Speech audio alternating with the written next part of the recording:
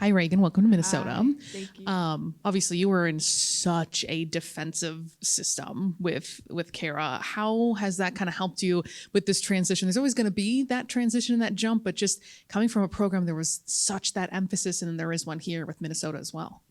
Yeah, I feel like just with the scheme that they have at Duke, I feel like it's helped me a lot just to transition over here in Minnesota. You know, Coach Cheryl, she has a lot of what she looks for in terms of her details and the little thing that she wants her defenders to do, and that's kind of similar to what it was at Duke. And I feel like I've transitioned to that pretty well. I feel like the only thing that's there is just the pace. That's what I'm having to keep up with. Yeah.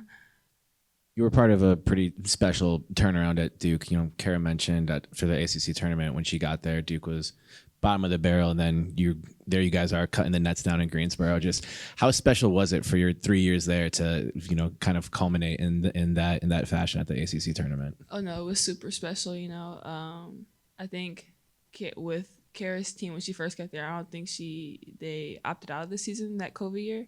And so being able to play going into that following year or the year after, I can't remember, but just having that whole new group just coming together, like nobody knew each other, it was a whole new team, and just seeing the growth that we had just from my first year there to my senior year there, and seeing all the things that we were able to accomplish, and just seeing that the levels that it took to get there, and it was just a great feeling overall just to end off my college year, just being able to cut those nets down during the tournament. And what can you say about the intensity of going from ending a season in the NCAA tournament to turning around, going through the pre-draft process, and then jumping straight into a training camp? Just what is that like? And did you get any advice from folks who had gone through it before getting started here?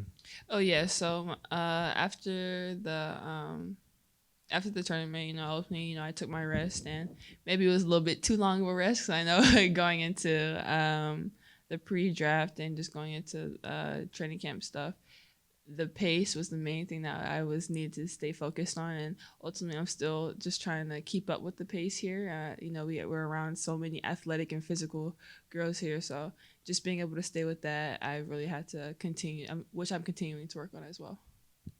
In what ways did Kara help you become a pro, but also any other messages that she left you with approaching camp? Or was it her who was telling you about get ready for that pace? Or what did she share with you coming in? Oh, she shared with me all the knowledge that she could. Her main thing was basically just having a routine. Going into being a pro means not just doing what it takes on the court. With the time that we have available, is doing the extra work, whether it's focusing on your sleep, focusing on your nutrition, doing the extra shooting, doing extra conditioning, whatever it takes, just to become 1% better each and every day. So that's something that she's instilled in me, and I think just the IQ that she has, and just the stuff that we ran, and the terminology that she uses during the season, I feel like that helped me transition well over to here.